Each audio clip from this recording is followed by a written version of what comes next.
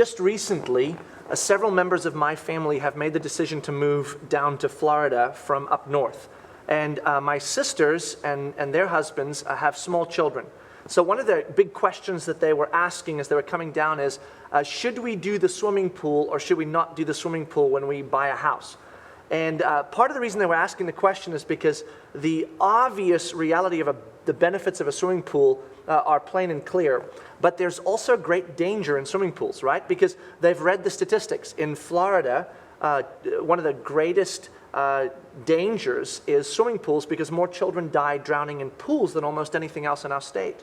And so the question is, should we have a pool because we have little children and it's very dangerous? You know, my reply to them was very simple. Look, I think a pool is awesome to have if you can afford it because, one, you'll gain great benefit from a swimming pool. And two, if you think just because you don't have a swimming pool, your kids are safe from swimming pools, you are sorely mistaken. Because in Florida, there's a swimming pool everywhere. There's a dime a dozen. And so if you don't have a swimming pool at home, that doesn't necessarily mean in any way, shape, or form your child is not going to end up having to deal with the realities of swimming pools.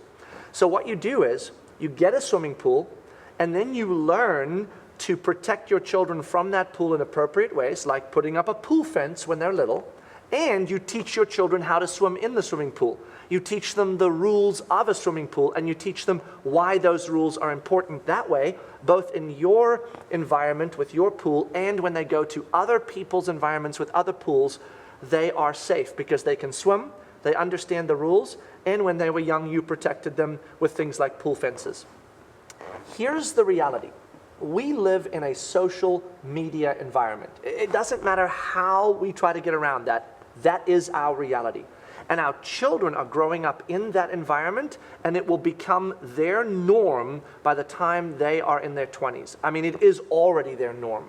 So if we think that by simply keeping our children away from social media, we are going to somehow protect them from the dangers of social media, we are sorely mistaken.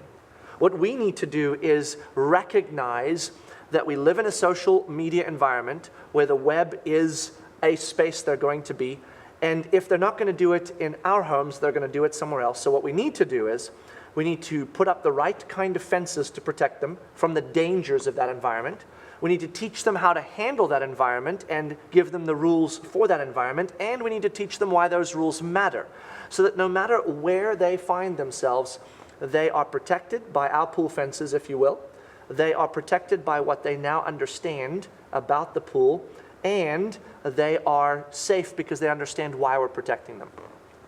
As a parent who has 8 children from age 16 down to age 7, of whom several attend Circle Christian and benefit from the ministry here, I am incredibly excited for you all because the people that are going to speak into your life on this particular evening are experts in the field of understanding the dangers in social media and the opportunities in social media. And they are going to help you understand, as they have helped me understand, how to protect our children from the dangers of social media and how to connect with our children through the opportunities of social media. They're not going to be able to teach you everything you need to know, but they're going to be able to give you the starting point, some of the ways that you can begin down the journey to be able to learn what it means to enjoy the environment of social media with your children, to teach your children to enjoy it also, to protect your children from its dangers, and to teach your children how to protect themselves from its dangers.